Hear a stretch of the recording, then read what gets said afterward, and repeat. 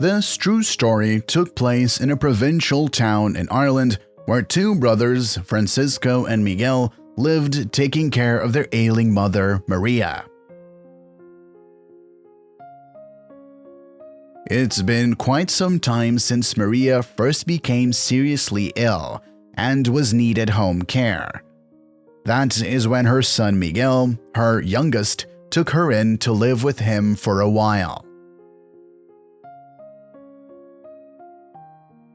Miguel was reluctant at first to care for his mother like this, and his wife and own son weren't at all that thrilled either.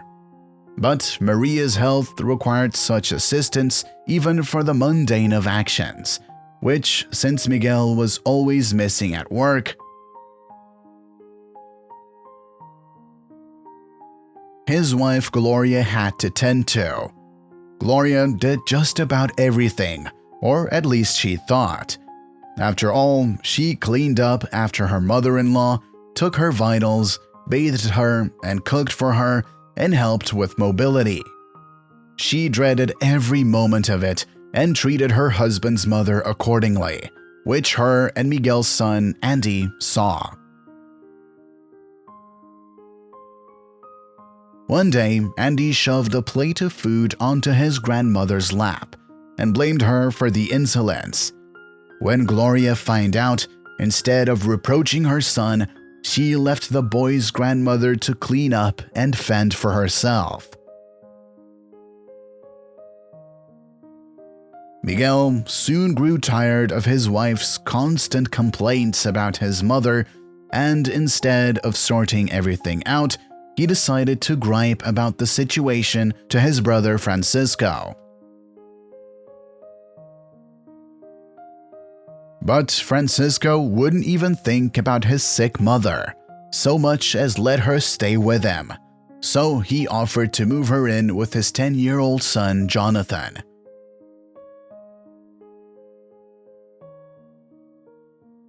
Jonathan loved his grandmother very much, so without jumped at the chance to take care of her, even though he lived in a modest studio apartment on campus.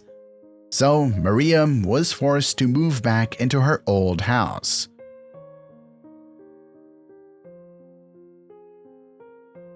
But Jonathan promised to come as the semester ended, and sure enough, he kept his promise. The guy took a short sabbatical from school after the semester ended to devote more time for his grandmother, insisting, "You were with me as a child, feeding and clothing me, and giving me love. Now it's my time to repay the favor." One day, when Maria could no longer walk on her own, Joe put her in a wheelchair and took her for a walk with his dog, Armando. One day, as Jonathan was walking Armando outside, both came across a curious cave on their grandmother's very large multi-acre property. Their dog barked with excitement, driving Jonathan's own curiosity, so both decided to explore it.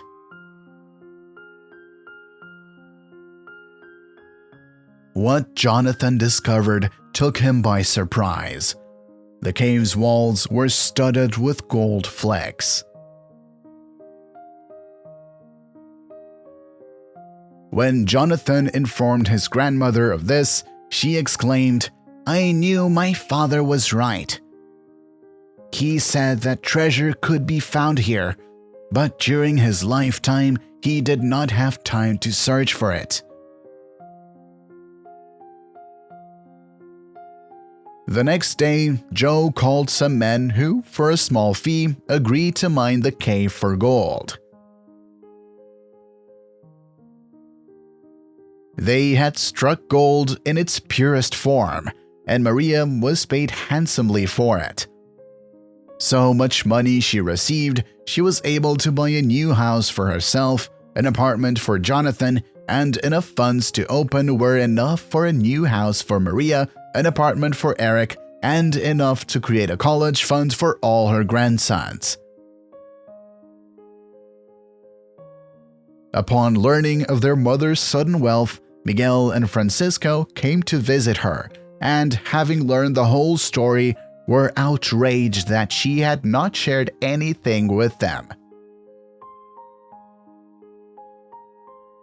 To which Maria replied, "Why didn't you share with me the most precious thing, your love, when I needed it so much? It's really the most valuable thing people have." Those who share their love and time always receive a reward in return.